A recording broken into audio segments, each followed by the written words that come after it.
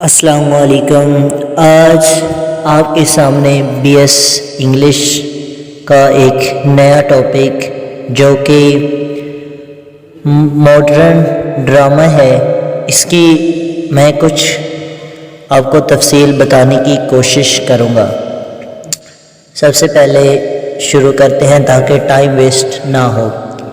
England میں Shakespeare اور ان کے ہم عصر ڈراموں کی موت کے بعد تقریباً 2 صدیوں تک زوال کا سامنا کرنا پڑا، یہاں تک کہ 17ویں میں کانگریو اور 18ویں میں شریڈن اور گولڈ سمتھ الزبتھ ایج کے دوران ڈرامہ کو اس منصب پر بحال نہیں کر سکا۔ تاہم 19ویں صدی کے آخری عشرے میں اس کی بحالی ہوئی تھی اور پہلے ایسے ڈرامہ نگار پیش ہوئے جنہوں نے اسے انگریزی ادب میں ایک قابل احترام مقام عطا کیا۔ میں ڈرامہ کی بحالی کے لیے 2 اہم عوامل ذمہ دار تھے۔ ایک 1890 ناروے کے عظیم ڈرامہ نگار آئسن کا اثر و رسوخ تھا، جس کے تحت برنارڈ شاہ جیسے انگریزی ڈرامہ نگاروں نے پرامن سمجھدار انداز میں سنگین معاشرتی اور اخلاقی مسائل پر گفتگو کرنے کا حق دعویٰ کیا۔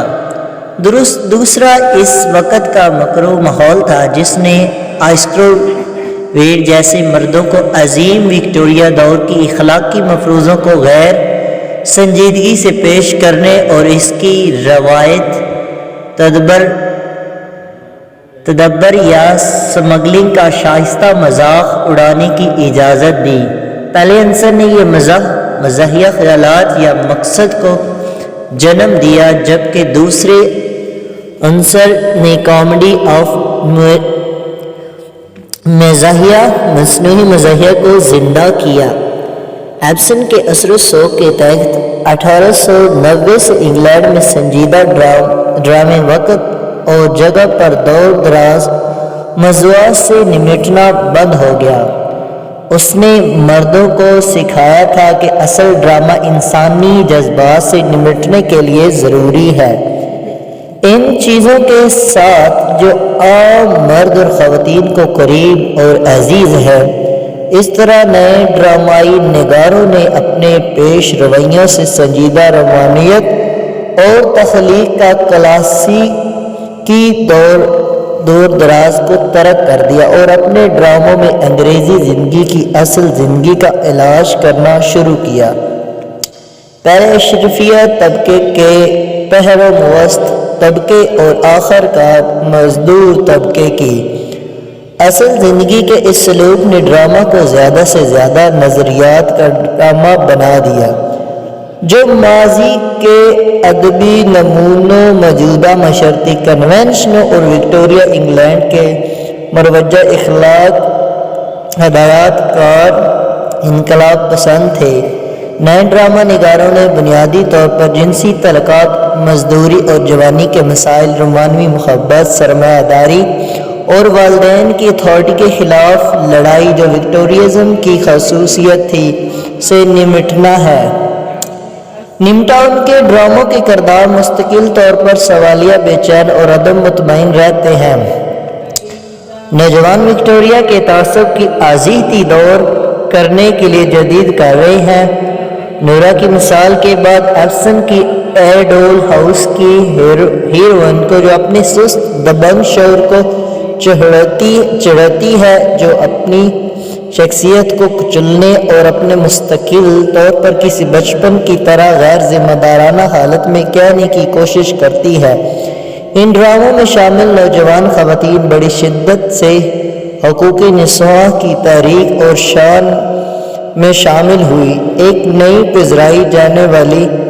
پائی جانے والی آزادی میں فلسفیانہ فلسفہ اور فرائڈ کی نفسیاتی تفتیش سے متاثر ہو کر کسی طرح مقدم یا رومانٹک نہیں سمجھا جیسا کہ ان کے آباء و اجداد نے کیا تھا۔ انہوں نے اس پر فطرت کے ذرائع ہدایت کردہ حیاتی مظہر یا برنارڈ شاہ کے نام کی نگاہ سے دیکھا، اس طرح ان ڈرامہ نگاروں نے فطرت زندگی کی طاقت اور زندگی کو ڈرامہ میں متعارف کرایا اور انہیں اسٹیج پر اپنے بڑے ادا کرنے کا شوق پیدا کیا۔ پلے آئیڈیا کے نئے ڈرامے جہاں تک متعدد نظریات کی پیش گوئی ہوئی اور وضاحت کرنی پڑتی تھی، عمل سست اور کثرت سے خلیل پڑتا۔ اس کے علاوہ داخلی تنازع کو بیرونی تنازع کا متبادل بنایا گیا۔ اس کا نتیجہ یہ نکلا کہ پچھلے برسوں کے رومانٹک ڈرامہ سے زیادہ ڈرامہ خاموش روح ہو گیا۔ نفسیات کے میدان میں نئی تحقیقوں نے ڈرامہ نگار کے مطالعہ میں مدد دی، جس کے اظہار کے لیے انہوں نے علامتوں کا سہارا لینا پڑا۔ علامت نگاری کے ذریعے ڈرامہ نگار اندھیرے اور یہاں تک کہ سخت موضوعات کو فنکارانہ سطح پر پہنچا سکتا ہے۔ اندرونی تنازع پر زور دینے کے نتیجے میں کچھ جدید ڈرامہ نگاروں نے اپنے کردار کو مرد نہیں بلکہ غیب قوتوں کو بنا دیا۔ اس طرح ڈرامہ کا دائرہ وسیع تر اور وسیع تر ہو گیا۔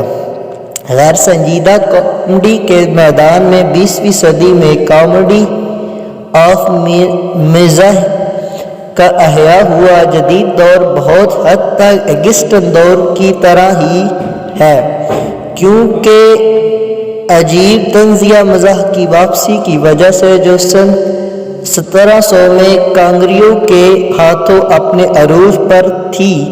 حالانکہ ادب کا یہ مزاح اکثر محض مکمل طور پر غیر حقیقی اور منحصر ہوتا ہے، خالص عقل پر اس کا اثر بعض اوقات معاشرتی پریشانیوں سے نمٹنے کے وقت یہ گھٹیا اور تلخ ہو جاتا ہے۔ بنیادی طور پر یہ طنزیہ ہے کیونکہ تہذیب کی ترقی کے ساتھ ہی جدید زندگی مصنوعی ہو گئی ہے اور ایک ایسے معاشرے میں طنزیہ پنپتا ہے جو زیادہ مذہب ہو جاتا ہے اور ابتدائی حالات اور ابتدائی امنگوں سے ہاتھ دھو بیٹھتا ہے۔ 19ویں صدی کے آخری عشرے میں جن دو اہم ڈرامہ نگاروں نے ڈرامہ کی بحالی میں نمایاں حصہ لیا تھا، وہ دونوں گیری برنارڈ شاہ اور اسکرو لیڈ دونوں آئرشین تھے۔ شاہ کا کامیڈی آف آئیڈیا کا سب سے بڑا پریکٹیشنر تھا، جبکہ ویلیٹ وہی نہیں مزاحیہ آداب کی شاہ جو ایک بہت بڑا مفکر تھا، اینگلو آئرش روایت کے پیورٹن پہلوؤں کی نمائندگی کرتا تھا۔ دوسری طرف ویلیٹ عیش و آرام اور غیر سنجیدہ زندگی گزار رہے تھے۔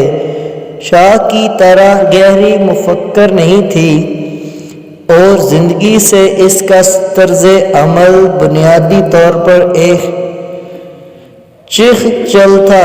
مصنوعی مزاحیہ یادیں کے مصنف کی حیثیت سے اسکرو لیڈ کی کامیابی۔ تو آج کے لیے اتنا ہی۔ نیکسٹ پیج جو نیکسٹ ہوگا وہ بعد میں اپلوڈ کریں گے انشاءاللہ۔ So thanks for listening.